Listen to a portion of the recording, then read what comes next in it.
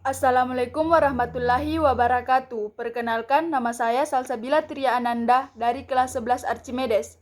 Pada kesempatan kali ini saya akan mempresentasikan uji kompetensi bab 2. Yang pertama, apa yang dimaksud dengan demokrasi? Demokrasi adalah bentuk pemerintahan di mana semua warga negaranya memiliki hak setara dalam pengambilan keputusan yang dapat mengubah hidup mereka. 2. Jelaskan macam-macam demokrasi. Yang pertama, berdasarkan penyaluran kehendak rakyat dibagi menjadi 2, yaitu demokrasi langsung, sistem demokrasi yang mengikut sertakan seluruh rakyat dalam pengambilan keputusan negara seperti pemilu. Demokrasi tidak langsung, yaitu sistem demokrasi yang digunakan untuk menyalurkan keinginan dari rakyat melalui perwakilan dari parlemen. Terus yang kedua, berdasarkan prinsip ideologi, yaitu dibagi menjadi 3 bagian. Yang pertama, demokrasi liberal, yaitu demokrasi yang berdasarkan atas hak individu suatu negara yang menekankan sebuah kebebasan setiap individunya. Demokrasi rakyat, yaitu demokrasi berdasarkan atas hak pemerintah dalam suatu negara yang didasari dari paham sosialisme dan komunisme. Terus demokrasi Pancasila, yaitu demokrasi yang bersumber dari tata nilai sosial dan budaya bangsa Indonesia dengan berdasarkan musyawarah dan mufakat. Terus yang ketiga, berdasarkan hubungan antar alat kelengkapan negara, dibagi menjadi 2 bagian. Yang pertama, sistem presidensial, yaitu merupakan tatanan negara yang berdasarkan pada konsep trias politika yang dijadikan pedoman bagaimana lembaga harus bekerja. Terus sistem parlementer, yaitu menitik beratkan pada hubungan antara pemegang kekuasaan eksekutif dan legislatif. Terus yang keempat, berdasarkan hubungan antar alat negara, yaitu dibagi menjadi 4 bagian. Yang pertama, demokrasi perwakilan dengan sistem referendum, yaitu sistem demokrasi di mana rakyat memiliki perwakilan untuk menjabat di parlemen,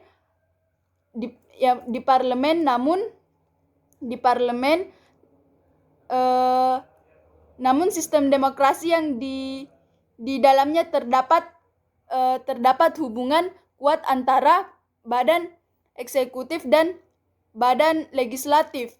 Terus sistem pemisahan kekuasaan, yaitu sistem demokrasi di mana kedudukan antara eksekutif dan legislatif terpisah sehingga keduanya tidak berkaitan secara langsung dengan sistem parlementer. Terus sistem referendum dan inisiatif rakyat, yaitu sistem demokrasi gabungan dari demokrasi perwakilan atau tidak langsung dan demokrasi secara langsung. Terus yang ketiga, jelaskan Soko Demokrasi Universal. Soko Demokrasi Universal adalah tiang-tiang menjadi pondasi untuk membangun dan mendirikan tatanan demokratis dan sebagai indikator sejauh mana demokrasi ditegakkan. Yang keempat, jelaskan bahwa nilai demokrasi Pancasila lebih unggul jika dibandingkan dengan demokrasi lainnya. Nilai demokrasi Pancasila lebih unggul jika dibandingkan dengan demokrasi karena demokrasi Pancasila mengutamakan kepentingan dari masyarakat, negara, dan bangsa, sedangkan demokrasi lainnya mengutamakan kepentingan demokrasinya sendiri. Terus yang kelima, buktikan bahwa negara Indonesia adalah negara demokrasi baik secara normatif maupun empirik. Secara normatif, asas demokrasi pada Indonesia dapat dibuktikan melalui manifestasi yang tertera di Pancasila dan bentuk-bentuk formal seperti pemilu langsung. Sedangkan secara empiris, pembuktian bahwa Indonesia merupakan negara demokratis dapat dilakukan dengan mengurai sejarah keberlangsungan politik praktis negara ini. Yang keenam, kemukakan prinsip-prinsip yang perlu dilaksanakan untuk mewujudkan kehidupan yang demokratis. Agar terwujud kehidupan yang demokratis, maka prinsip-prinsip berikut perlu dilaksanakan. Yang pertama, menghormati dan mengakui bahwa setiap manusia memiliki hak asasi. Kedua, selalu mengambil keputusan berdasarkan musyawarah. Yang ketiga, dalam kehidupan bernegara, demokrasi akan terwujud jika sistem peradilan yang ada bersifat independen, terlepas dari kecondongan dan pengaruh kepada dan daripada pihak manapun. Yang keempat, melaksanakan pemilihan umum untuk menentukan pemimpin negara maupun wilayah di bawahnya.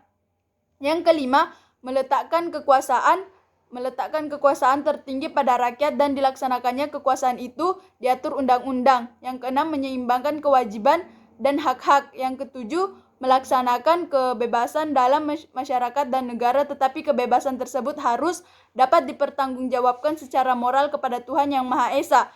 Yang kedelapan, menjunjung tinggi cita-cita, visi dan tujuan nasional. Yang kesembilan, pemerintahan yang dibentuk harus berdasarkan konstitusi dan sifatnya tidaklah terbatas. Yang kesepuluh, negara diselenggarakan berdasarkan hukum, bukan pada kekuasaan semata. Sekian dari saya. Wassalamualaikum warahmatullahi wabarakatuh.